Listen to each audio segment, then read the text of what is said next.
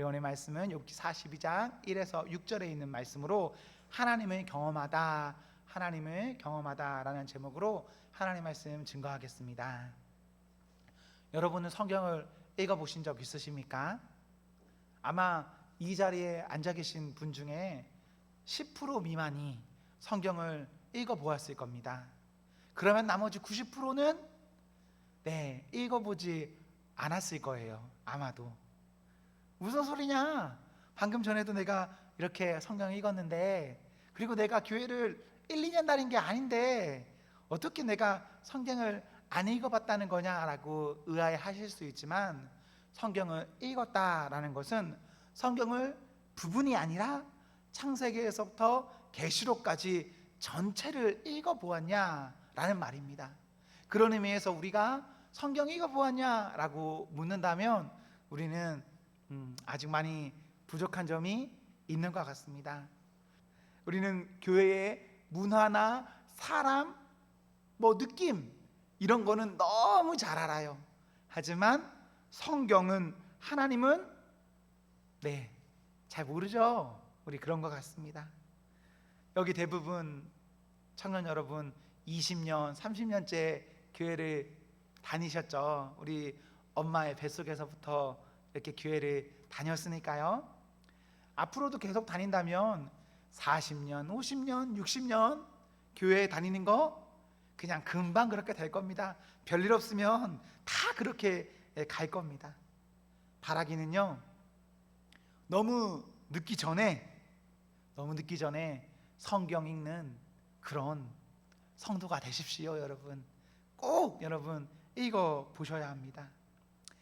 성경 읽을 때요, 읽다가 포기합니다. 왜 포기하냐면, 아예 그냥 열어보지도 않으신 분들은요, 일단 이 분량, 두께에 이제 압도당해서 못 읽기도 하고요, 또 열어보신 분은 읽다가 어떤 부분에 딱 부딪히면 못 읽기도 합니다. 어떤 부분이 성경 읽다 보면 어렵냐면요, 레위기 부분이 어렵습니다. 좀 이해하기 어려워요. 그리고 우리가 오늘 읽었던 이 욥기도 읽기가 어려워요. 왜 욥기가 어렵냐면요, 욥기는 주제는 너무 좋아요. 소재는 너무 좋아요. 그런데 내용이요, 소모적이고 무의미해 보입니다. 한 말 또 하고 한 말 또 하고 내용이 반복된다라는 느낌이 받아요. 서로 말싸움을 하는데 각자 하는 말이 옳기도 하고 틀리기도 하고, 뭔가 내가 생각하고 판단 내리는 것이 쉽지 않기 때문에 욥기에 딱 접어들면 42장까지 욥기를 읽어야 되는데, 욥기 한 3, 4장, 5장, 6장 읽다 보면 읽기가 싫어져요. 그래서 레위기에서 걸리고, 또 레위기 잘 넘겼다고 해도 오늘 같은 욥기에 딱 다다르면 그냥 읽기가 싫어집니다. 그냥 점프하고 싶어요. 욥기요, 신비한 책입니다. 욥기 누가 기록했을까요? 몰라요. 언제 기록했을까요? 몰라요. 욥기 이외의 나머지 성경은요, 누가 기록했는지, 언제 기록했는지 이게 추측이 됩니다. 그런데 욥기는 그런 게 없어요. 욥기의 시대적 배경이 언제일까요? 우리는 정확히 언제인지 모르지만 욥기를 창세기급으로 봅니다. 창세기처럼 그 앞쪽에 아브라함이나 그런 시대에 지어졌을 것이라고 예상해요. 그만큼 욥기는요, 아무것도 추측하기가 쉽지 않은 그런 책입니다. 심지어 1장이나 2장에 보시면요, 내용이 매우 신기해요. 어떻게 이런 내용이 기록되었지라고 싶은 내용이 있습니다. 어떤 내용? 천상회의의 내용, 하나님과 천사들의 모임의 회의의 내용이 기록되어져 있거든요. 어떻게 이런 내용이 사람이 기록해놨을까 싶은데, 그래서 욥기가 신비로워요. 또한 욥기가 신비로운 것은요, 욥기는 고통의 문제를 다루고 있습니다. 그런데 그 고통의 문제가 하나님께서 끝까지 다 설명을 해주시긴 해주시는데 그게 이해하기가 어려워요. 그냥 하나님의 관점으로 그냥 그렇게 쭉 말씀하시니까 받아들이기는 하겠는데, 그 고통의 문제를 내 마음속으로 받아들이기는 쉽지 않기 때문에 욥기는 신비한 책입니다. 그래서 욥기는 분명 너무 좋은 소재임에도 불구하고 내용이 주는 어려움, 정보 부족의 어려움, 문제 해석을 이해하기 어려움이 있습니다. 그래서 이 성경이 너무 좋은 성경임에도 어쩌면 우리에게 너무나 멀리 있습니다. 그러나 이것을 아셔야 됩니다. 욥기, 이것은 성경이다. 그렇기 때문에 내가 다 이해하기 어렵다 해도 그 제한적인 것 안에서도 하나님을 보려 애쓰는 그 마음가짐이 필요합니다. 내가 모르고 내가 이해하기 어렵다고 해서 이건 아니야, 이건 받아들이기 어려워, 이건 하나님 말씀하신 것이 아니야 라고 거부하는 사람이 아니라, 내가 다 이해하기 어렵고 알지 못하지만 그럼에도 하나님 이 가운데 어떻게 말씀하시는가를 우리 애써서 알려고 노력하는 성도가 되어야 합니다. 어떤 사람들은 욥기를 보면서, 어떤 사람들은 성경의 어떤 부분을 보면서 내가 다 이해할 수 없기 때문에 이건 성경이 아니야, 이건 소설이야 라고 말하는 사람들이 있을까요, 없을까요? 있습니다. 교회 내에도 그런 사람 많이 있습니다. 목사님들 가운데서도 그런 사람 많이 있습니다. 우리는 욥기를 보면서 아주 겸손한 마음으로, 혹은 욥기 이외에 다른 성경 어디를 보더라도 겸손한 마음으로 하나님 말씀 볼 수 있는 그 은혜가 있기를 소망합니다. 저는 오늘 본문을 통해서 5절에 귀로만 듣던 하나님을 이제 눈으로 보았다라는 부분이 마음에 남습니다. 욥은요 1장에서 37장까지 고통과 씨름합니다. 왜 이런 일이 생겼는지 몰라요. 몰라서 억울해합니다. 힘들어합니다. 나름 욥이 잘 산다고 잘 살았거든요. 깨끗이 살았거든요. 그런데 큰 문제가 오는 겁니다. 큰 문제가 쏟아지는 겁니다. 하나님께 벌 받는 것 같아라는 그런 느낌으로 욥이 살아가요. 그러니까 고통스럽겠죠. 왜 이런 일이 일어날까? 왜일까? 욥의 고통이 어느 정도였냐면요, 3장에 보시면 자기의 태어난 날을 부정합니다. 차라리 이럴 거면 내가 왜 태어났지? 그냥 산통 가운데 내가 죽었으면 너무나 좋았겠다라고 욥이 고백을 해요. 그렇게 너무너무 힘든 욥이었는데, 그런 욥이 오늘 본문에서 하나님을 보았다라고 합니다. 그런 의미에서요, 고통에는 하나님의 뜻이 있습니다. 고통 무의미하지 않습니다. 고통 가운데서도 하나님 만날 수 있습니다. 오히려 저는요, 좋을 때 하나님 만나는 사람보다 고통 가운데서 하나님 만나는 사람 더 많이 봤습니다. 오히려 저는요, 좋을 때 하나님 떠나는 사람 많이 봤습니다. 오히려 좋지 않으니까 하나님 앞에 더 매달리는 사람이 많은 것을 봅니다. 사랑하는 성도 여러분, 지금 여러분이요 어떤 상황 가운데 있는지 전 모릅니다. 그러나 지금 혹시 어렵습니까? 나쁩니까? 왜 내 삶은 이 모양일까라고 그냥 그런 생각 드십니까? 그런데 그렇다면 지금 그러한 것이 하나님을 만날 정말 기가 막힐 때입니다. 저는 제가 다 모르지만 여러분에게 정말 기가 막힐 때가 임하기를 소망합니다. 하나님, 여러분 경험하시기를 소망합니다. 5절을 통해 욥은 눈으로 하나님을 보았다 합니다. 욥, 하나님을 보았습니까? 보아서 5절처럼 고백했을까요? 욥은요 여전히 하나님을 눈으로는 보지 않았어요. 38장에 보시면요, 욥의 고통 가운데 하나님이 짠 등장하시거든요. 하나님은 욥에게 나타나실 때 저와 같은 형상을 입고 나타나지 않았습니다. 하나님은 폭풍 가운데서 소리로 나타나세요.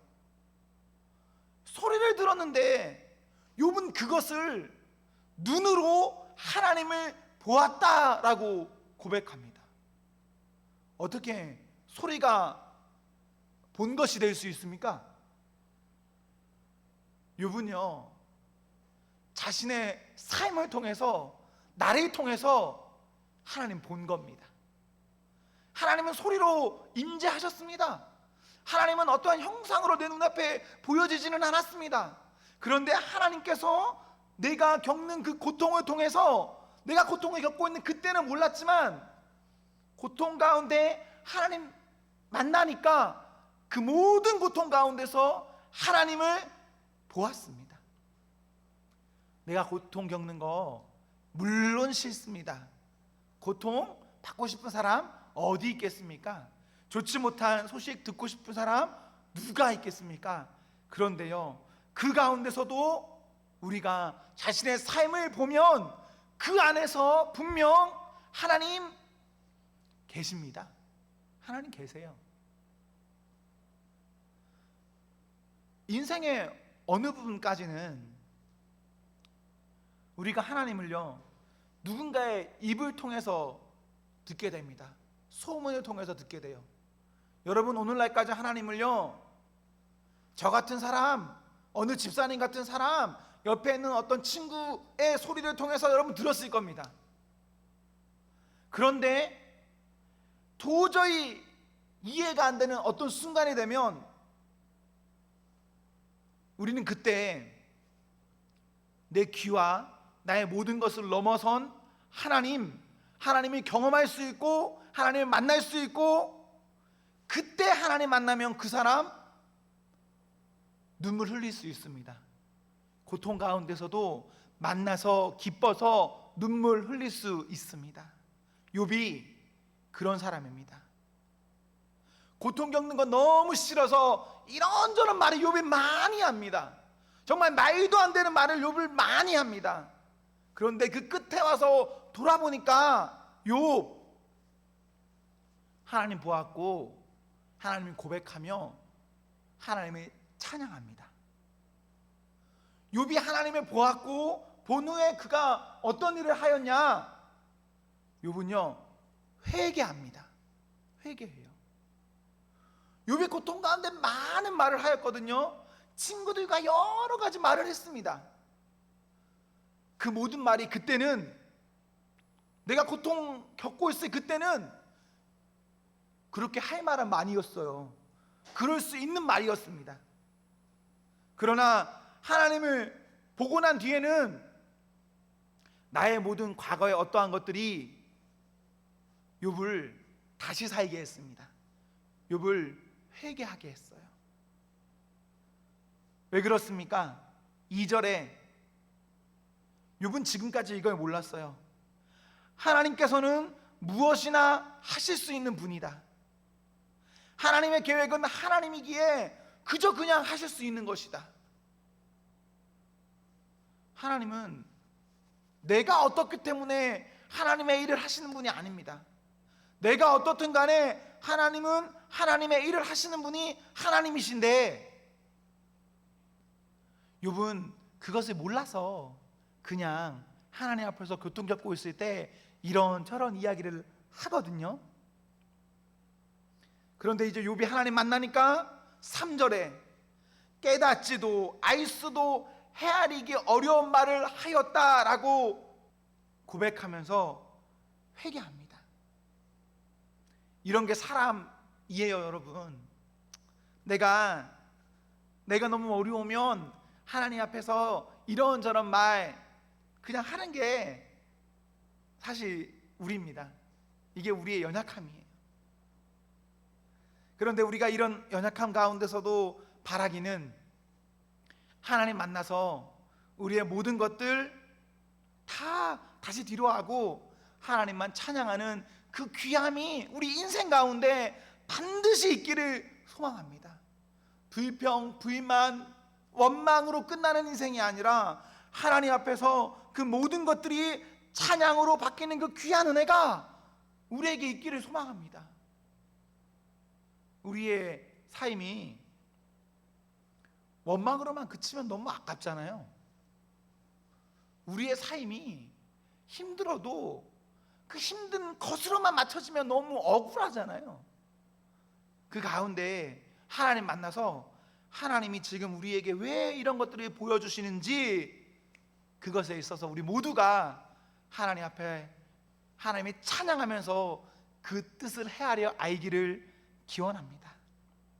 4절에 보시면요, 4절은 이거 여러분 펜 있으시면 한번 적어보시면 좋을 것 같아요. 4절은 이렇게 보시면 안 됩니다. 이건 무슨 번역에 좀 많은 문제가 있어요. 4절은 이렇게 보는 게 맞는 말입니다. 이제 너는 들어라. 내가 말하겠다. 내가 너에게 물을 테니 너는 나에게 대답하여라. 하나님이 욥에게 말씀하시는 말입니다. 이제 너는 들어라. 내가 말하겠다. 내가 너에게 물을 테니 너는 나에게 대답하여라. 4절 이렇게 번역하는 게 맞는 겁니다. 이런 하나님의 말씀 앞에 욥은 자신의 무지함을 깨닫고 지금까지 귀로 들었던 자신의 생각 안에 있던 하나님을 이제는 자신을 초월하신 하나님으로 배웠다라고 고백합니다. 인정합니다. 하나님께서 욥에게 나타나셔서요, 그냥 아무렇게나 말씀하신 것이 아닙니다. 하나님께서는 욥이 깨달아 알 수 있도록 욥에게 이야기해 주십니다. 그리고 욥이 그 이야기 가운데 이제 하나님을 깨달아 알게 되는 거예요. 욥은 하나님 앞에 하나님, 이제 내가 하나님을 알았습니다. 이제 내가 하나님 체험했습니다. 이제 내가 하나님 경험했습니다. 이렇게 고백할 수 있는 사람이 되었습니다. 욥이 하나님 만나고 회개하는 것, 6절에 보시면요, 지금까지 이런저런 말들을 했는데 그것을 거두어들이고 부정하고 낮은 자세와 마음으로 회개합니다. 여러분, 하나님 앞에서 겸손하게 살아가십시오. 우리가 지금 하나님을 체험하지 못했을 수도 있고 체험했을 수도 있는데 중요한 건 여러분, 하나님 앞에서 우리가 겸손해져야 합니다. 그래서 그 겸손함 가지고 하나님 앞에서 하나님의 은혜를 간구하셔야 됩니다. 그럼 그렇게 간구하며 살아가는 사람에게 하나님, 그 사람 은혜 부어주십니다. 우리의 마음이 너무 교만하면, 우리의 마음이 너무 높으면 그 높은 마음에 있는 사람 하나님 보기 어렵습니다. 여러분, 좋을 때, 편할 때, 평범한 순간 가운데 하나님 앞에 겸손한 마음으로 나아가십시오. 그리고 하나님 경험하십시오. 그리고 하나님께서 주시는 내 삶의 어떠한 일들 가운데에 답을 발견하십시오. 하나님으로. 하나님 만나면 내가 다 알 수 없는 것, 왜 이럴까 싶은 것, 하나님 만나면 하나님으로 해결됩니다.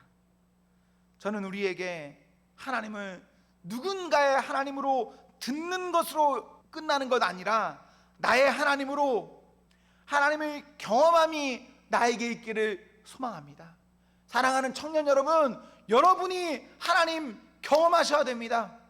이 자리에서 10년 교회 다녔다, 20년 교회 다녔다, 그게 뭐가 중요합니까? 어쩌면 우리 모두가 다 새신자인데, 어쩌면 우리가 교회 안에 있는 안티크리스천인데, 하나님을 우리는 경험해야 합니다. 예배, 여러분 잘 들으십시오. 저한테 보이려고 예배 드리는 거 아닙니다. 여러분의 엄마 아빠 때문에 예배 드리는 거 아닙니다. 곁에 있는 누군가 때문에 예배 드리는 건 아닙니다. 예배 왜 드리냐? 하나님 때문에 드리는 거거든요.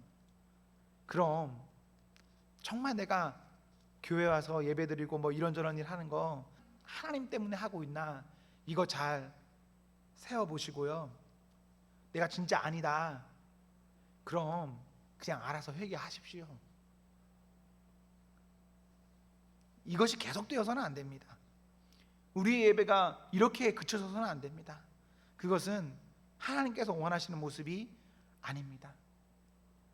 우리의 삶 가운데 하나님 배웠고 내가 하나님 경험했다, 체험했다라는 고백이 우리 모두에게 나오고, 그래서 우리의 삶이 겸손하여서 겸손한 사람 가운데 부어지는 하나님의 은혜를 체험한 여러분이 행복하게 잘 살기를 저는 소망합니다. 우리 새신자 아니시죠, 여러분? 이 자리에 새신자는 제가 봤을 때 한 명 혹은 두 명밖에 없어요. 연수로만 따지면. 그분 이외에 여러분들은 다 새신자가 아닙니다. 표면적으로는 새신자 절대 아니에요.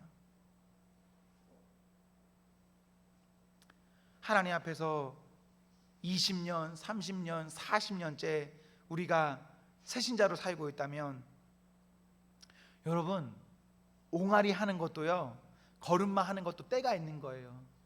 그 때를 지나서도 계속해서 옹알이 하고 있고 걸음마 하고 있다면 이건 지금 뭔가 큰 문제가 있는 거예요. 진짜 큰 문제가 있는 겁니다. 하나님 앞에서 이거 어떻게 해야 되냐, 여러분 진지하게 도전하셔야 됩니다. 고민하셔야 해요. 성장하지 못하고 계속 그 자리에 있다는 것, 이건 내가 정상이 아니라는 거예요. 여러분에게, 우리에게, 나에게, 저에게도 포함입니다. 우리 정상이 아닌 이 모습 가운데 하나님 주시는 은혜로 이제 정상돼야 합니다. 특별히 우리가 이렇게 모이고는 있지만 이 자리에서도 얼마든지 새신자뿐만 아니라 불신자도 있을 수 있습니다. 저는 걱정합니다. 차라리 새신자면 좋겠어요. 그런데 우리 가운데 불신자는 있는 거 아닌지, 우리가 하나님 앞에서 하나님이 경험하고 하나님 앞에 겸손하여 회개하기를 기원합니다. 그런 우리가 하나님 만나고, 하나님 만난 것 그 자체가 너무나 좋고, 그 자체가 너무나 좋아서 나에게 하나님이면 다 됩니다, 하나님만이 나의 복입니다, 이렇게 고백하면서 살아가는 사람이 우리이기를 소망하고, 그렇게 우리가 고백하며 살면 그 사람은, 그 사람의 그 나머지 인생은 하나님께서 책임져 주십니다. 하나님이 복이세요. 다른 무엇인가가 복이 아닙니다. 복 되신 하나님을 만나면 그 만남으로 모든 것은 그냥 끝나는 겁니다. 이 은혜가 우리에게 있어야 됩니다. 욥처럼, 욥 고통당했지만, 어려움 당했지만, 그리고 우리가 오늘 보는 본문에서는 욥이 아직 고통이 끝난 게 아닙니다.